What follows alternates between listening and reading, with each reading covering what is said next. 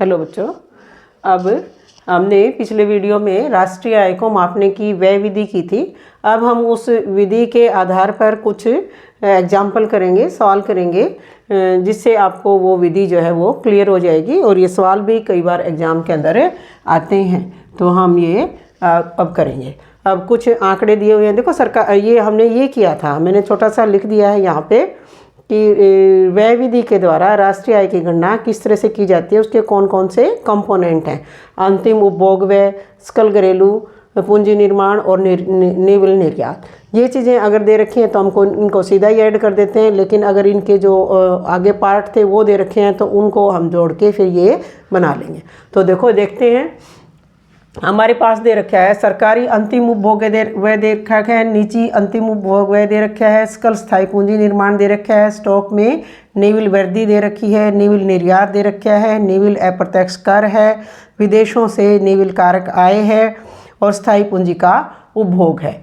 इन सब को आंकड़ों के ऊपर हमें ज्ञात करना है बाजार कीमत पर सकल घरेलू उत्पाद, यानी कि बाजार कीमत पर सकल घरेलू, सकल ग्रोस घरेलू domestic product at market price. एक तो हमें ये निकालना है बाजार कीमत पर सकल घरेलू उत्पाद, जीडीपी एट मार्केट प्राइस।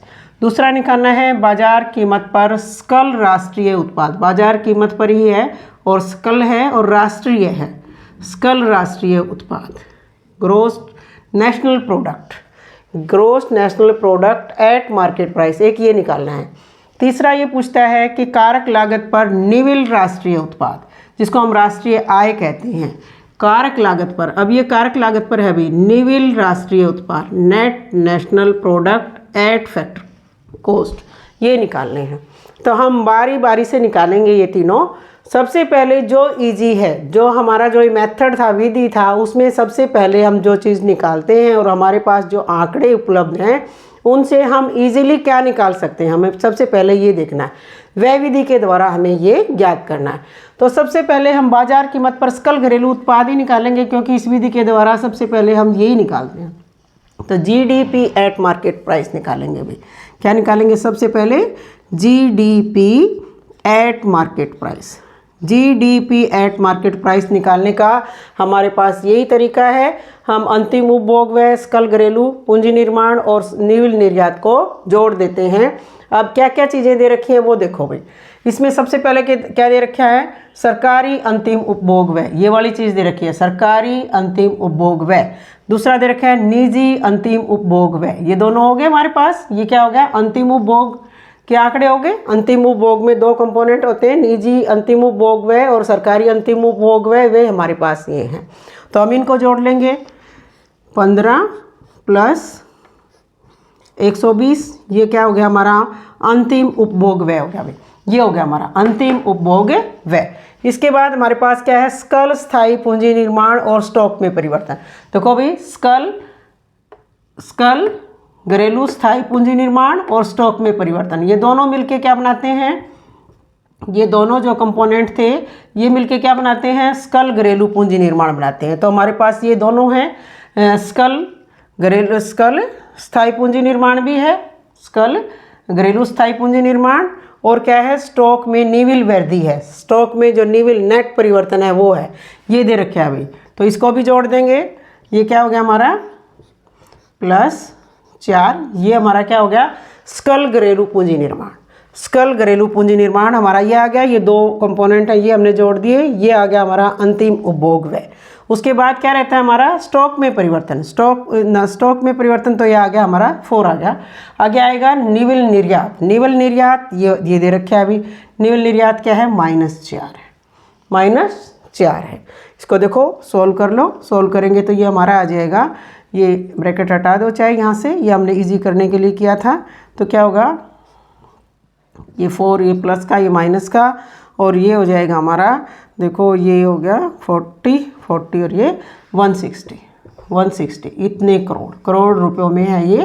तो इतने करोड़ क्या होगी हमारी? GDP at market price. GDP at market price, बिल्कुल स्टेप वाइज हम चलेंगे। अंतिम उपभोग व्यय इन दो चीज़ों से मिलके बनता है।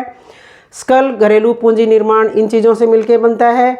निविल निर्यात ये दे रखा है, ये आंकड़े हो सकता है आगे पीछे हो सकते हैं, जैसे मैंने ये सहूलियत के लिए ये साथ साथ लिख लिए, हो सकता है आपके एग्जाम के अंदर ये निजी अंतिम उपभोगों पीछे हो, ये अप्रत्यक्ष कर ऊपर आ गया हो, इस तरह से हो सकते हैं। तुम्हें वहाँ से आंकड़ों को ढूंढना है कि हमें किस चीज़ की ज़रूरत है, कौन से कंपोनेंट की हमें ज़रूरत है। मैंने ईजी करने के लिए पास लिख लिए थे, तो ये चीज़ें हमारी यूज होगी।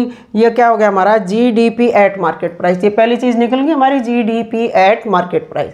उसके बाद हम किस पे चलेंगे, बाजार कीमत पर सकल राष्ट्रीय उत्पाद, बाजार कीमत पर सकल राष्ट्रीय उत्पाद निकालेंगे, यानी कि जीएनपी एट मार्केट प्राइस।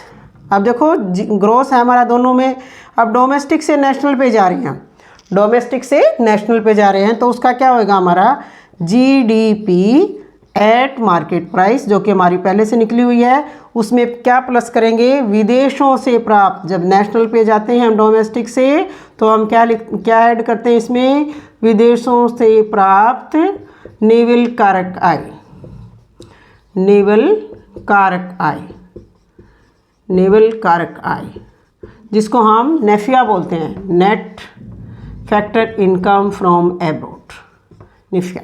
निफिया क्या है भी हमारे पास, देखो इसमें दे रखा है, ये है हमारा निफिया जो है हमारा, ये है 40 है, तो इसमें क्या हो जाएगा, ये आई थी हमारी 160 प्लस 40, ये क्या हो गया 200 करोड़ क्या आ गई हमारी GNP at market price, GNP at market price. देखो एक शुरू में हमारे पास जीडीपी आ गई, जीडीपी से हमने जीएनपी एट मार्केट प्राइस निकाल लिया। उसके बाद क्या है, कारक लागत पर निविल राष्ट्रीय उत्पाद, या इसी को हम राष्ट्रीय आय बोलते हैं। अब हमें निकालना है NNP at factor cost, NNP at factor cost, NNP at factor cost. देखो ग्रोस को नेट में बदलना है, और नेशनल है हमारे पास, और फैक्टर को, इसको मार्केट प्राइस को हमें फैक्टर कॉस्ट के ऊपर लेके जाना है। तो ग्रोस को जब नेट में बदलोगे तो देखो ये हमारे पास है 200 करोड़ है हमारी जीएनपी, ये लिख लो चाहे जीएनपी एट मार्केट प्राइस। इसमें से क्या माइनस करोगे, पहले तो करोगे स्थायी पूंजी का उपभोग, स्थायी पूंजी का उपभोग, ये माइनस होएगा स्थायी पूंजी का उपभोग।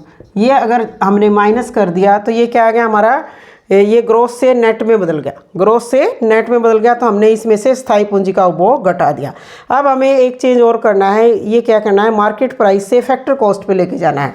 मार्केट प्राइस से फैक्टर कॉस्ट पे जब हम जाते हैं तो इसमें से निविल अप्रत्यक्ष करों को माइनस करते हैं, निविल अप्रत्यक्ष कर, निविल अप्रत्यक्ष कर, निविल अप्रत्यक्ष कर क्या होते हैं, एनआईटी, इसको हम बोलते हैं नेट इनडायरेक्ट टैक्स।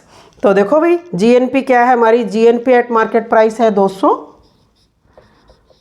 और स्थायी पूंजी का उपभोग है, स्थायी पूंजी का उपभोग है टूट फूट मूल्यह्रास, या स्थायी पूंजी का उपभोग है 10, वो माइनस कर दिया, और निविल अप्रत्यक्ष कर है हमने हमारे माइनस कर दिया 14 है, 14 है।